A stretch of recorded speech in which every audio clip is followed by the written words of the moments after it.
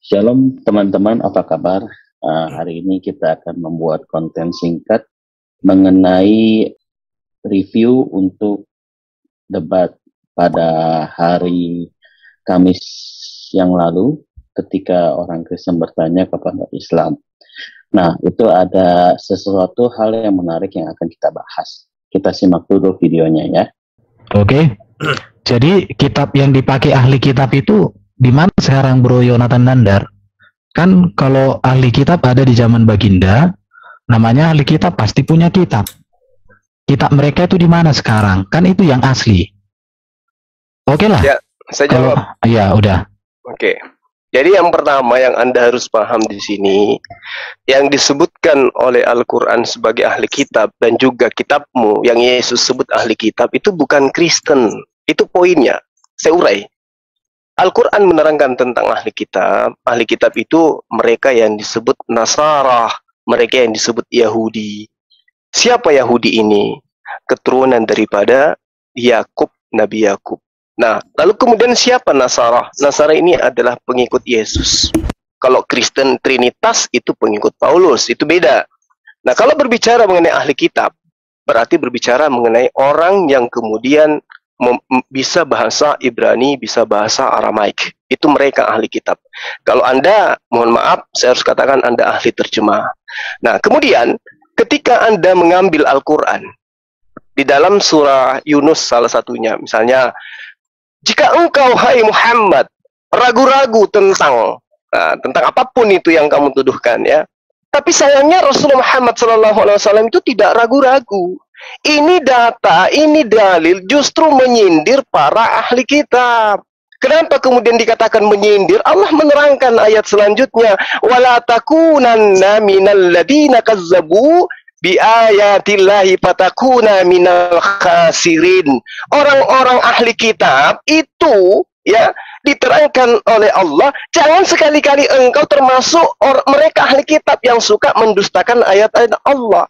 Nanti engkau termasuk orang yang rugi. Kenapa kemudian saya menerangkan seperti itu? Karena seruan Allah sama yang diterangkan oleh adinda saya tadi. Ya ahlal kitab, lima talbisunal haqqa bil batili wa taktumunal haqqa wa antum ta'lamun. Ahli kitab itu gemar mencampur adukan yang hak dengan yang batil. Bagaimana mungkin kemudian orang yang gemar mencampurkan hak dan batil itu ditanyai? Enggak bisa. Allah menerangkan, ya ahlal kitabi lima takfuruna bi ayatillah wa antum tashhadun. Hai ahli kitab, mengapa engkau mengingkari ayat-ayat Allah padahal kamu mengetahui? Satu hal yang perlu sahabat saya, saudara Erben tahu, Al-Quran tidak pernah mengatakan kitab-kitab terdahulu itu dipalsukan. Tak. Al-Quran hanya mengatakan orang-orang terdahulu mencampur adukan, kemudian menyembunyikan, kemudian menambah dan mengurangi. Itu seirama dengan apa yang diterangkan dalam kitabnya Bani Israel, Ulangan 12 pasal 32. Segala yang kuperintahkan kepadamu haruslah kamu lakukan dengan setia. Janganlah engkau menambahinya ataupun menguranginya. Dan ayat-ayat senada, data-data senada dalam kitabnya orang Israel itu banyak dengan data seperti ini, jangan mengurangi, jangan menambah. Kenapa? Karena memang orang Yahudi itu gemar menambahi dan mengurangi apa yang menjadi firman Tuhan. Bahkan nabi-nabi yang diutus kepada mereka bunuh, mereka tolak, karena mereka memang dikenal sebagai umat tegar tengkuk.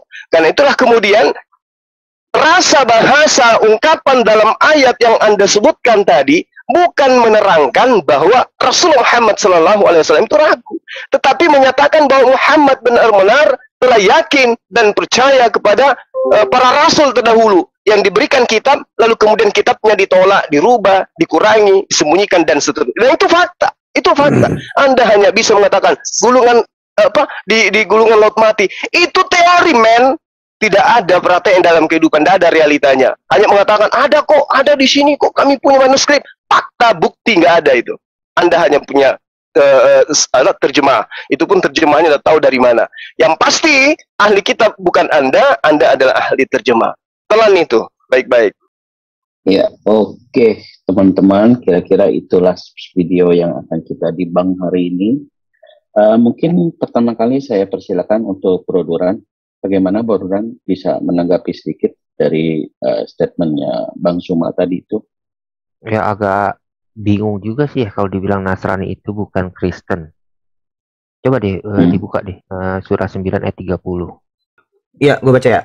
Dan orang-orang Yahudi berkata Uzair putra Allah, dan orang-orang Nasrani berkata Al-Masih putra Allah. Itulah ucapan yang keluar dari mulut mereka. Mereka meniru ucapan orang-orang kafir yang terdahulu. Allah melaknat mereka, bagaimana mereka sampai berpaling.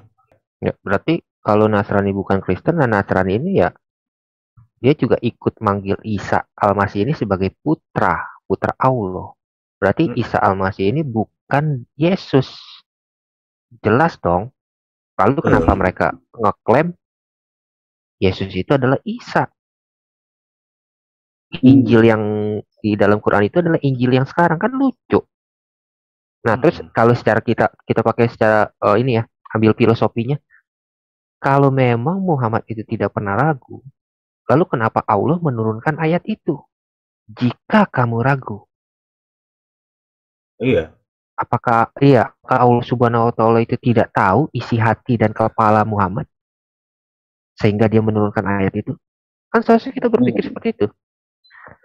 Kalau memang ada keyakinan penuh di dalam diri Muhammad, lalu kenapa diturunkan ayat itu?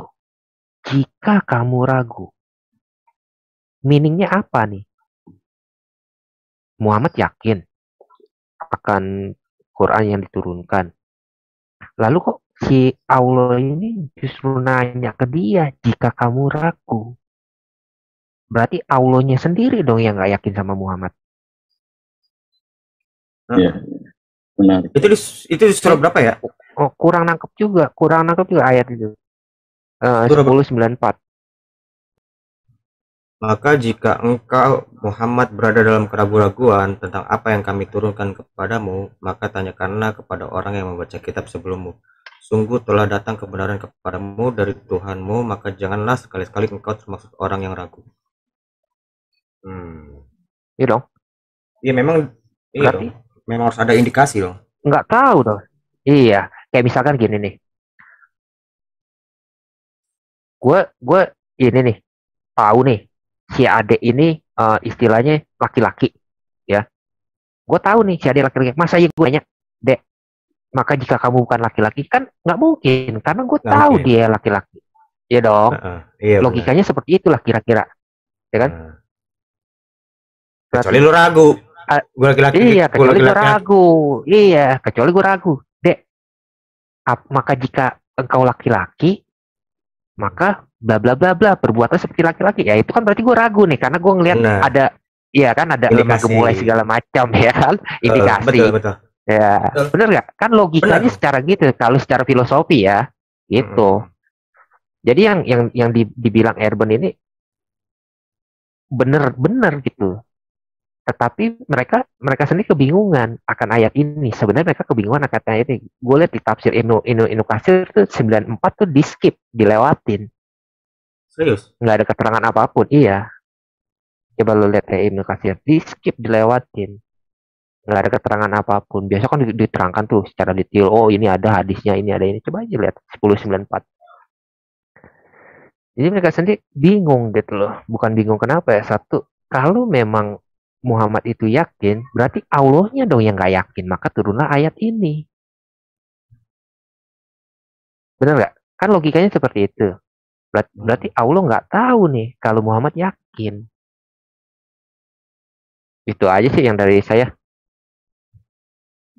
Ya, Bro Ade, ada yang mau ditambahkan? Silakan. Iya, yang aku tambahin gini loh, kalau sebenarnya kalau dia menyebutkan Nasrani itu bukan Kristen, menurut Islam, menurut pandangan Islam, Nasrani itu bukan Kristen, ya nggak mungkin dia menyebutkan Isa itu nggak disalib kan? Kan memang orang Kristen itu pengikut, dalam tanda kutip, pengikut Paulus pun menyebut Yesus disalib. Justru kalau misalnya Nasrani itu bukan Kristen, berarti dia menyangkal. Dia mengiyakan juga kalau Yesus disalib. Makanya ada turun ayat tentang surah keempat tuh, An-Nisa 157 tuh. Kalau menurutku mereka itu kalau menyangkal Kristen itu Nasrani, ya nggak salah alamat dong berarti. Menurut aku ya, kalau menurutku begitu sih Pak. Salah Terus alamat. yang mereka pakai Injil itu Injil yang mana nih? Injil Nasrani kah? Gitu kan bingung juga akhirnya. Iya, pemahaman Injil mereka juga salah sih. Injil itu Oke, jadi mereka pikir kitab. Oke, jadi secara logikanya kalau seperti yang Bang Suma katakan itu, sebenarnya mereka itu nggak bisa mengambil Injil yang sekarang untuk mereka itu ya, maksudnya Rujukan. untuk mereka sebagai rujukan ya. Betul. Itu harusnya begitu. Tetapi, nah ini mereka suka memakai itu sebagai rujukan, kan lucu. Nah inilah nih teman-teman nih, kita harus belajar nih. Bagaimana kalau menurut pendapatku gini Pak, sebenarnya Nasrani itu memang bukan Kristen. Betul, adanya itu betul. Memang orang pengikut Yesus itu disebutnya Masihi kan kalau di orang Arab. Ini aku agak berat ngomong, maksudnya justru kitab mereka itu, kitab Quran ini yang salah alamat. Memang orang-orang Kristen itu disebutnya dulu Masihi di Arab itu, pengikut Kristus itu disebutnya Masihi, pengikut masih Mesias kan disebutnya. Bukan orang Nazaret. Emang pengikut Yesus semuanya orang Nazaret. Kan disebut Nasrani kan karena orang Nazaret. Emangnya pengikut Yesus itu semuanya orang Nazaret? Ya enggak kan? Enggak semuanya orang Nazaret. Ya, jadi gini, bro Ade begini. Kalau gitu gini, kan kita sudah jelas ya, kalau mereka bilang itu Nasrani adalah bukan Kristen gitu kan ya. Nah sekarang gini bro Ade, bisa nggak dijelaskan secara singkat, Nasrani itu sebenarnya apa nih di pandangan kekristenan itu seperti apa? Dia dari bidat manakah? Kok bisa nih? Nah jadi kita jelas nih bagi para penonton yang kurang mengerti pandangan kekristenan itu Nasrani itu apa gitu. Jadi sehingga ke depannya itu para teman-teman kita yang Kristen itu kalau orang bilang kamu Nasrani, kamu harus mengerti bahwa itu salah gitu. Silakan, Bro Ade. Iya. Nasrani itu kan sekte Yahudi, Pak, sebenarnya. Sekte Yahudi, salah satu sekte Yahudi yang berada di Nazaret. Netzer itu berujuk ke Yesaya 11 ayat 1 itu tunas. Itu termaksud di dalamnya itu Yohanes Pembaptis itu Nasrani. Itu sebenarnya sekte Yahudi. Makanya kan dibilangnya di Kisah Para Rasul itu kan ayat 24 ayat 5 ya kalau nggak salah ya. Iya, iya. Itu kan disebutnya sekte Nasrani. Iya.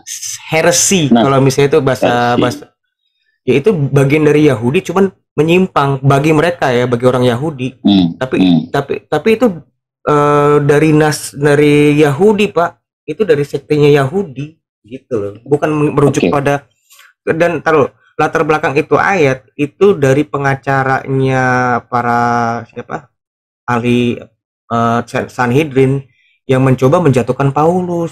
Nah dibuatlah itu dituduhlah kalau si Paulus ini, Rasul Paulus ini membuat rusuh di bait Allah. Tapi pada akhirnya nggak terbukti Pak tuduhannya. Kalau misalnya dibaca itu secara keseluruhan komprehensif, tuduhan itu nggak terbukti kalau Paulus membuat kerusuhan. Itu cuma tuduhan. Si Paulus itu disebut sekte Nasrani itu tuduhan. Oke.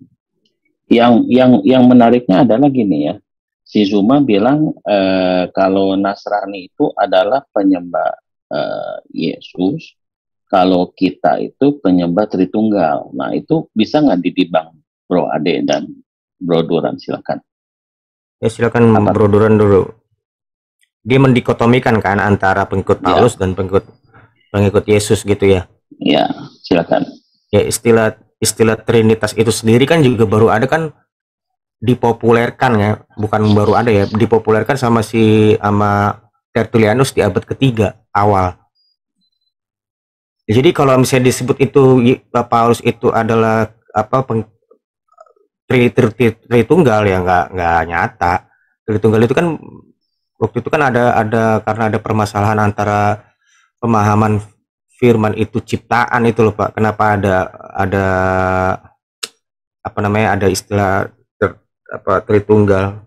Paulus itu nggak pernah mempopulerkan istilah Tritunggal loh. Itu kan ngarang. itu jelas salah alamat. Itu sih Pak kalau menurutku. Oke. Bro Duran? Ya susah juga ya, mereka kadang-kadang suka lompat sini lompat sana sih. Kadang mereka bilang Nasrani itu Kristen, kadang bilang Nasrani itu bukan Kristen. Kalau Nasrani itu Kristen, lalu kenapa mereka sibuk di dalam Alkitab yang sekarang? Kan itu pertanyaannya. Lalu kenapa mereka sibuk sampai berdarah-darah, istilahnya bilang Yesus itu tidak pernah disalib? Kalau menurut perspektif daripada si Jul ya, Nasrani itu bukan Kristen. Itu kan jelas, ya kan? Di surah 9 ayat 30 kan itu paling jelas. Nasrani berkata, iya, Isa Al-Masih putra Allah. Masa dia mau ngelawan kitabnya sendiri? Ya kita juga nggak ngaku kan? Nggak pernah ngaku, saya juga nggak pernah ngaku kalau saya Nasrani. Kristen sama Nasrani beda, dalam perspektif kita mah beda. Itu menarik ya.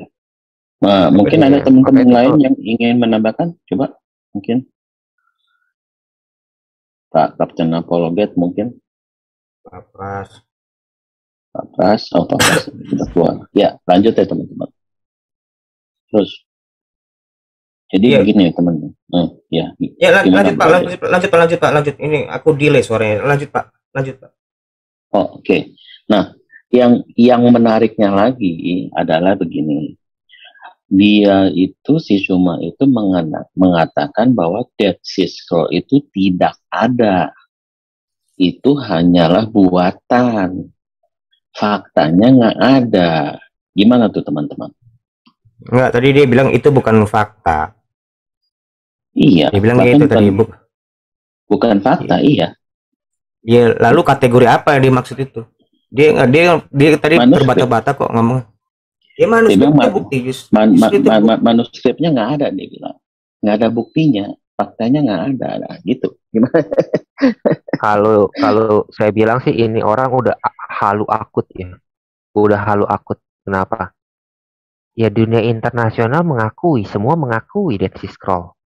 Ya, Carbon datingnya juga sudah menunjukkan. Iya. Jadi orang yang halu akut mendekati gila lah, kalau saya bilang benar. Orang yang udah halu akut mendekati gila itu mereka akan tidak terima kenyataan. Coba sekali-sekali ya. Besok juga mungkin di sela-sela waktu ngobrol-ngobrol saya mau tanya, bumi itu bulat atau datar? Di kalangan ulama ada dua tuh pendapat. Iya. Gini loh teman-teman. Yang saya pengen atau yang paling simpel gini deh. Apakah benar bulan pernah terbelah? Nah, kita lihat. Kalau dia pasti ngotot benar pernah terbelah, tapi NASA pun nggak pernah menunjukkan bulan itu pernah terbelah. Bisa bayangin nggak bulan terbelah itu bumi akan seperti apa? Bisa bayangin nggak? Ya kan? Bulan terbelah bukan tsunami lagi itu. Air laut bakal ke darat semua. Dan itu nggak ada faktanya juga, betul. Dari NASA juga udah ngakuin dari website resmi NASA loh. Iya. Emang udah konfirmasi nggak pernah ada. Retakan-retakan itu bumi aja sebenarnya ada retakan gitu loh. Bukan retakan istilahnya pernah terbelah dan pernah bersatu lagi. Lah, di situ kan jelas-jelas tuh. Bumi terbelah tapi nggak pernah disatuin. Coba aja buka. Al-Qamar kok nggak salah ya. Coba buka bro. Coba. Iya, bumi terbelah tapi nggak pernah dibilang tuh bumi akan disatukan. Pertanyaannya justru ya pertanyaan yang paling dasar, siapa yang membelah? Karena di situ nggak ada kata apa-apa lagi, cuma dikatakan bumi terbelah. Siapa yang membelah? Apa sih di surah berapa tuh? Lupa aku. Al-Qamar kalau nggak salah. Jadi saat itu saat hari kiamat ya disebut ya? Iya, itu sebenarnya buat hari kiamat, tapi mereka mengklaim bumi itu pernah terbelah. Bumi pernah terbelah itu hanya ada di hadis. Di Quran sendiri nggak pernah dikatakan bumi itu terbelah. Hari kiamat itu tentang hari kiamat nanti. Ketika hari kiamat baru bumi akan terbelah. Kan di situ kan jelas telah tiba waktunya. Kan ada perasaan seperti itu. Telah dekat datangnya saat itu. Telah dekat datangnya saat itu. Ini bercerita tentang kiamat. Lalu di hadis baru dikatakan Muhammad membelah bulan. Di hadis yang mengatakan itu. Ya? Iya, di hadis bukan di Iya. Quran. Quran nggak pernah mengatakan bulan terbelah, nggak pernah. Benar. Justru hadisnya bertentangan Kalau ini dengan tentang Quran. kiamat kok. Iya, ini tentang mau kiamat kok. Baca aja terus. Ini tentang kiamat, bukan tentang bulan terbelah ini. Di hadis lah dikatakan bumi itu terbelah. Terbelahnya berapa kali? 2 kali. Satu di Mekah, satu di Madinah. Hadisnya saya ada. Iya, bulan katanya terbelah 2 kali. Satu di Madinah, satu di Mekah. Padahal jarak antara Madinah dan Mekah itu jauh. Benar, jarak antara Madinah dan Mekah itu jauh. Jadi Muhammad ini kayak semacam transporter yang pindah lah cepat gitu apa sih namanya? Iya. Iya dong. Ya. Iya ya betul toh. Hari kiamat semakin dekat, bulan pun terbelah.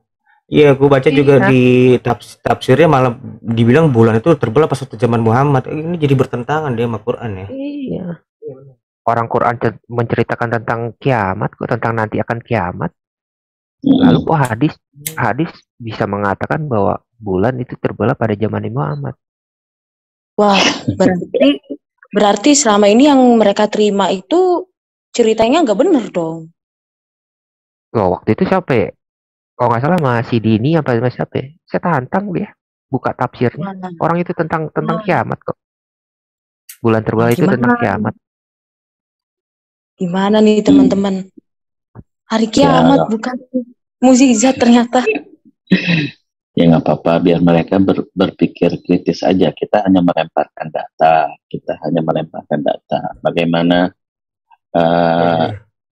Bagaimana mereka menyikapinya ya masing-masing. Kita tidak bisa itu menentukan hak mereka gitu. Tapi kita hanya melemparkan data. Tugas mereka yang ingin belajar ya mereka harus gali lagi lebih dalam gitu. Nah, menurut saya nih masalah Dead Sea Scroll pun saya yakin kok skolar Islam itu menggunakan itu untuk mempelajari juga. Dan banyak data-data yang saya lihat kalau kita di debat internasional itu mereka scholar Islam itu menggunakan data Dead Sea Scroll juga kok untuk membuktikan bahwa ya nggak usah jauh-jauh lah Pak Hen, nggak usah jauh-jauh Pak. M. Ali aja mempelajari Dead Sea Scroll kok. Dia tahu kok Dead Sea Scroll itu usianya berapa. Betul. M. Ali itu ya nggak usah jauh-jauh lah. M. Ali ujian mereka ya. Nah, iya. Makanya teman-teman ya, kita harus belajar. Kalian itu kan Islam itu kan katanya kan umat yang pintar gitu ya. Makanya kalian tuh benar-benar harus belajar tuh berkritisi apa yang dikatakan orang gitu. Kadang orang itu hanya ngomong cepat, ngomong seakan-akan baik, tetapi kalian tidak sadar kalian itu tergiring oleh sesuatu yang salah gitu. Makanya kita ini membuat video ini bukan untuk menjatuhkan kalian, tetapi kami kasih sama kalian. Kami ngasih kalian. Kalian itu telah tertipu oleh kata-kata manis orang, lalu tertipu oleh kata-kata dengan maksudnya gelar-gelar kayak gurunda apapun itu, tetapi isinya itu maksudnya menurut kita dan menurut fakta ini kebohongan gitu loh. Sungguh gitu, kalian harus sadar gitu. Kami itu mengasihi kalian loh. Kami ini ingin menjelaskan ini kok kayaknya ada ini nih kesalahan dan ada kebohongan di dalamnya gitu. Kami ingin menjelaskan kalian supaya kalian juga pintar untuk mempercayai seseorang dan membaca kitab kalian sendiri. Kira-kira seperti itu. Lalu gimana nih Bro Ade? Ada yang mau ditambahkan lagi nggak? Atau mungkin Pak Lukas mungkin ada mau tambahin tentang Nasrani. Dia dari sulit. Nasrani itu sebuah sekte Yahudi atau gimana Pak Lukas? Pak Lukas ya, salam. Selamat malam. Selamat malam Pak Lukas. Baru masuk. Ada langsung dong. Ya. Saya ngikutin nih ininya pembicaraannya saya ngikutin. Tapi kalau ditanya masalah sekte Nasrani, Nasrani itu memang sekte Yahudi. Jadi gini, ada dua sekte yang berkembang waktu itu. Dua sekte ini dua-duanya percaya kepada Kristus sebagai Mesias gitu. Nah, hanya saja kemudian dua sekte ini pecah menjadi beberapa sekte lainnya. Salah satunya sekte Nasrani. Maaf Pak Lukas, saya boleh sebelum lebih lanjut kan Pak Lukas kan bilang ada dua sekte ya. Mungkin untuk para penonton itu supaya jelas dua sekte itu apa nih gitu. Yang pertama tuh sekte Ebionit namanya. Nah, yang kedua itu sekte Docetic. Docetic. Nah, jadi kan jelas ya teman-teman itu satu namanya sekte Ebionit, satu Docetic. Lalu Pak, ya silakan dijelaskan. Ya, Docetic ini mereka mengembangkan satu pemikiran berdasarkan pemikiran Helenistik. Nah, itu yang sering disebut oleh teman-teman Muslim bahwa sebetulnya Yohanes 1 ayat 1 itu himne Plato gitu. Oke. Ya, memang betul ada tesis yang dikeluarkan oleh Plato di dalam konsep filsafatnya dia mengatakan bahwa alam yang tidak nyata dengan alam yang nyata itu saling terhubung. Nah, ada Tuhan di alam yang tidak nyata mempunyai kuasa yang lebih besar, artinya menguasai seluruh dunia. Dialah yang menciptakan dunia gitu. Tetapi untuk menjalankan konsep keilahiannya, dia membutuhkan Tuhan yang lain, Tuhan yang lebih kecil. Nah, itu yang sering disebut dengan Malach Adonai. Ini konsep Helenistiknya Docetic ya.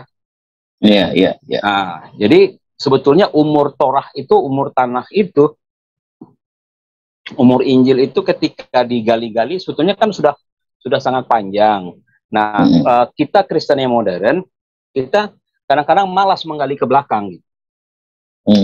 Nah, ini bersyukur bahwa Ortodoks itu pengajaran mereka sangat murni dari kontaminasi perkembangan zaman seperti ini.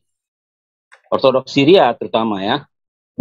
Nah, ya itu pengajaran murni memang apostolik father gitu. Nah, data-data mengenai bidat Kristen yang tadi Dokein tadi itu, konsep Dokein itu, dia mengatakan ada dua Tuhan di alam nyata dan Tuhan di alam tidak nyata. Maka ini pun dia konsepkan ke dalam kisah penyaliban Yesus. Ketika Yesus disalib, Yohanes ada di samping Yesus, berdiri di Bukit Zaitun. Lalu Yohanes mengatakan, ya Tuhan, mereka tidak tahu siapa yang mereka salib. Nah, ini pun pemikiran ini pun itu berkembang juga, sehingga menjadi satu pemikiran lain yang ditulis oleh orang lain yang menjadi kitab-kitab apokrif, dan ini yang kemudian dijadikan dasar oleh Muslim bahwa Yesus itu tidak disalib gitu. Berdasarkan cerita ini. Nah, kemudian di sana dikatakan, padahal sebetulnya guru, mereka menyalib tubuhmu, sementara engkau ada di sini. Jadi yang disalib itu yang fana, yang tidak tersalib itu yang ilahinya. Gitu. Itu konsep Dokein. Nah, konsep Docetic ini kemudian ditentang oleh Yohanes sendiri, karena Yohanes tidak pernah mengeluarkan tesis itu. Nah, salah satu murid dari konsep Dokein ini adalah namanya Quirinius. Nah, mungkin pernah dengar cerita tentang si Quirinius ini kan? Ya, waktu Yohanes sedang antri di permandian umum dan bersama dengan murid-muridnya, lalu mereka mau masuk mandi, tiba-tiba ada Quirinius di dalam situ. Murid-muridnya lapor ke Yohanes, dia bilang, guru, di dalam itu ada seorang penyesat. Dia bilang, hai Quirinius, kiranya gedung ini akan rubuh oleh dosa-dosamu kepada Kristus. Karena apa? Nah, itu nggak dicatat, itu ada di dokumen-dokumen apokrif. Ya, dicatat oleh orang lain, gitu. Oleh murid-muridnya Yohanes. Yohanes kan muridnya banyak, selain Polikarpus, Irenaeus, dan turun-temurun kan banyak muridnya. Karena salah satu dari mereka mencatat para presbiter, itu kalau di gereja ortodok masih dipertahankan itu istilah presbiter. Para presbiter itu salah satu dari mereka itu mencatat. peristiwa itu terjadi. Dan disitulah kemudian presbiter mendesak Yohanes untuk menulis. Nah, keluarlah Injil Yohanes. Karena menghadapi penyesatan-penyesatan, Yohanes tidak menulis lagi berdasarkan sudut pandang kemanusiaan Yesus, tapi Yohanes menulis langsung dari tipologi kitab Bereshit gitu. Makanya kalau Yohanes menulis itu diawali dengan Bereshit Haya Hadafat. Gitu.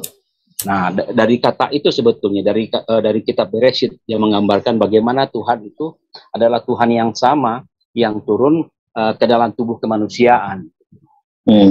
Itu yang Yesus. Makanya di kitab Elahi dijelaskan bahwa pada mulanya adalah firman, firman bersama-sama dengan Allah, dan firman adalah Allah. Nah, susahnya ketika kita mendalami itu di dalam bahasa Indonesia. Dia harus dikembalikan ya, termasuk bahasa Yunani. Oke. Karena sudut pandangnya berbeda. Bahasa Yunani itu pasti nanti akan dekat kepada konsep Helenistik. Nah, akhirnya konsep Helenistik ini memakai pemikirannya Plato tadi. Dia mengatakan Yesus itu adalah Malak Adonai. Yesus itu adalah Tuhan kedua, Deuteros Theos istilahnya. Yesus itu sebagai Deuteros Theos dan Bapa itu adalah sebagai Theos atau Kurios. Gitu.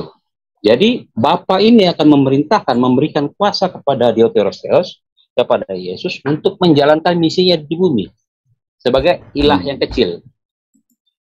Nah, konsep ini yang kemudian dibilang sebagai himne Platonis di dalam konsep pemikirannya Yohanes 1 ayat 1 gitu. Di sana kan dijelaskan pada mulanya adalah firman, berarti ada Bapa, ada firman. Bapa ini yang memberikan kuasa kepada sang firman yang menjelma ke dalam dunia menjadi manusia, lalu dia menjalankan misinya Bapa. Nah, ini konsep reseptif. Nah, konsep ebionit ini punya pandangan yang sangat berbeda jauh gitu. Nah, orang-orang yang dibilang dalam sekte Nasrani itu adalah orang-orang berdasarkan pecahan dari ebionit yang lari ke tanah Arab. Mereka mengembangkan pemikiran ebionit tadi itu. Mereka membuat Injil sendiri, mereka menulis Injil sendiri, dan memang sayangnya Injil itu sudah punah gitu. Udah nggak ketemu catatannya. Nah, itu.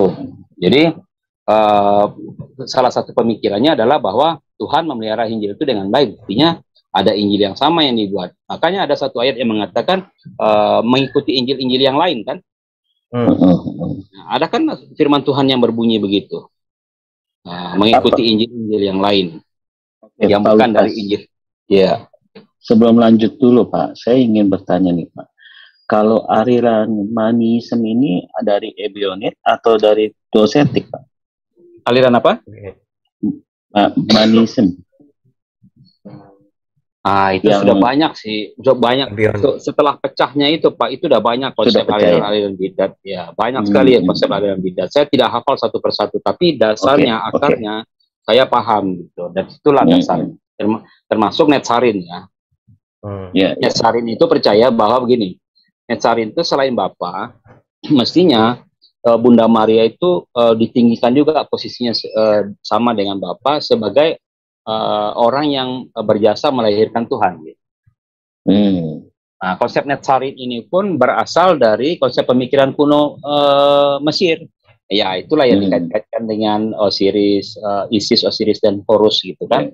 Jadi ada kalau sang Bapa itu yang mempunyai benih, dia menaruh benihnya ke dalam rahimnya sang Bunda, maka Bunda ini pun derajatnya sama.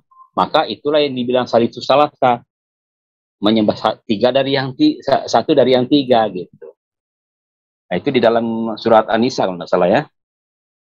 Itu sejarahnya Pak. Luarnya ayat-ayat itu sejarahnya dari situ, berdasarkan cerita-cerita kuno. Dan hebatnya yang memahami cerita kuno ini salah satu patriark dari Ortodok yang sudah terbuang, namanya Warqa bin Naufal. Dan dialah dapat cerita-cerita yang seperti ini. Kalau nggak dapat dari mana, itu kan cerita Yahudi semua. Budaya Arab tuh nggak ada. Budaya Arab itu cuma budaya Nabatean aja dia. Nggak ada budaya lain. Mereka memang menyembah berhala di zaman itu.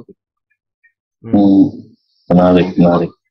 orang-orang Nabatean itu salah satu peninggalannya kan di Petra itu. Iya, Petra ya. Iya, itu suku Nabatean, dan suku Nabatean itulah suku Arab keturunan Yahudi yang salah satu rajanya itu Herodes yang ikut membangun bait suci keberapa? Kedua ya. Kedua. Iya, Herodes. Karena dia orang Yahudi sebetulnya, keturunan Arab Nabatean. Jadi dia merasa berjasa gitu. Dia ingin memperlihatkan keyahudiannya. Gitu. Nah, Menarik itu ceritanya. Ya, memang menarik sih kalau kita mendalami sejarah dan latar belakang. Adelion mestinya lebih tahu dari saya itu. Iya. Enggak juga lah. Enggak juga Pak, kita saling melengkapi data aja Pak. Jadi jelas ya teman-teman ya bahwa memang gini. Jadi memang kekristenan itu lahir dari ketika kekristenan lahir itu banyak pandangan-pandangan bidat di sekelilingnya. Makanya salah satu yang diadakan itu adalah konsili-konsili. Nah, tujuan konsili-konsili itu adalah menjaga keaslian pengajaran yang diajarkan oleh Yesus yang diteruskan oleh para rasul. Betul gak, Bro Aderion? Seperti itu. Betul. Nah, Betul makanya banget. Ya, maka teman-teman, ketika orang Kristen mengatakan konsili, kalian tuh harus mengerti, bukan konsili itu menghasilkan sesuatu, tetapi konsili itu adalah menjaga keaslian pengajaran. Nah, kadang-kadang teman-teman Muslim ini suka salah yang mengatakan bahwa konsili itu berarti hasil yang sudah disepakati bahwa itulah yang harus dinaikkan. Tidak. Justru konsili itu adalah hasil kemurnian yang harus kita teruskan, kemurnian pengajaran Yesus yang harus diteruskan oleh karena ada pengajaran-pengajaran yang salah pada zaman itu. Gitu loh teman-teman. Jadi harus kita mengerti juga ya. Bro Feduran udah buka mic nih, silakan apa yang mau ditambahkan? Iya, itu tentang konsili. Sebenarnya di mereka juga ada yang namanya konsili ya, cuman nggak seperti kita. Itu ijma ulama. Oh, ijma ulama ya. Jadi, iya. Jadi mungkin seperti konsili, tapi kalau konsili itu kan istilahnya apa ya? Bukan tarung pendapat. Tapi kalau ijma itu tarung pendapat mereka. Jadi pendapat mana nih? Gitu, ya kan? Maka itu mereka selalu terpecah di dalam beberapa pendapat. Beda sama konsili kita. Konsili kita itu nggak pernah tarung pendapat. Karena mereka melihat benturan-benturan di hadis ini gimana nih harmonisasikan gitu loh. Sebenarnya yang mereka tuduhkan ke kita tentang konsili itu, tentang voting segala macam, itu justru kalau kita pelajarin lagi, itu justru akan membalik keadaan mereka. Karena yang melakukan voting, yang melakukan segala macam itu mereka sendiri. Mereka selalu istilahnya ketemu hadis-hadis yang saling kontradiksi, saling bertentangan satu sama lain, lalu ada itu namanya ijma ulama. Mayoritas yang pendapat yang mana itu dipakai, tetapi tidak mengeliminir yang lebih sedikit. Jadi pendapat yang sedikit ini tidak dieliminasi. Istilah tidak digugurkan, tetap dibiarkan. Itu. Oh gitu ya. Jadi kalau tentang mereka menghajar kita di konsili, ya kita harus kasih tahu ke mereka, lu ada lo ijma ulama. Nah, namanya ijma ulama ya. Bedanya kita bukan tarung pendapat ya. Kalau mereka itu boleh dibilang tarung pendapat. Nah, tarung kalau pendapat kita antar mereka sendiri. Oke, gini Bro Duran, ada nggak data yang dibilang itu Bro Duran itu dia mulainya kapan tuh yang untuk ada itu? Wah, saya enggak terlalu mendalami sampai dimulai kapan ini, enggak. Cuma kan perbedaan mazhab itu kan mereka akui kok, perbedaan mazhab, perbedaan di dalam pembacaan Al-Fatihah mereka akui. Masing-masing mazhab itu beda-beda. Perbedaan di dalam ruku mereka akui, perbedaan di dalam takbir pun mereka enggak selaras semua. Satu mazhab dengan satu mazhab lain itu saling berbeda. Gitu.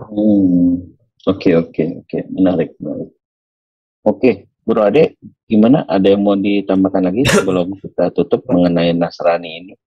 Kok udah cukup jelas kok Pak. Udah cukup jelas ya teman-teman ya. Oke, teman-teman terima kasih ya atas waktunya untuk menonton video singkat ini ya. Saya berterima kasih, semoga dengan video ini teman-teman mendapat masukan yang lebih dalam lagi gitu ya. Lalu dan juga supaya teman-teman dapat mengerti pandangan kami dalam membaca Alkitab atau membahas Quran. Terima kasih teman-teman atas waktunya. God bless you all. Shalom.